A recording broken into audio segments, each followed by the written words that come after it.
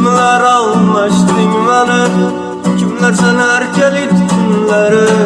Yaşadım ben hiç günleri, kadrımı bilmege var işte. Lablerim bugün başka üçün boyalar, sözlerim bugün başka üçün aytılar. Yüzlerim bugün başka üçün kızarır, gözlerim bugün başka üçün rüyalar. Gözlerin yüzlerim aldığında, sözlerin ele geçiyor yanımda. Gittin benden uzakta, hey.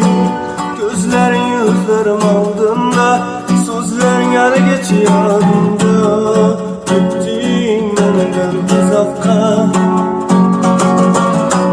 Ayrılamız deyip oylamadım yüreğim, kollarıma tükürdüm.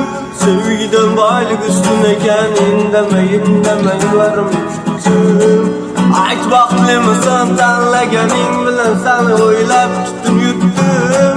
Yüzünde gülgü gördüm, manisi ahir taqdiri gündüm. Ben bugün esmen, sen hayalda harçsın. Yüreğimin danası sensin, kadrımni bilmegen farishtam.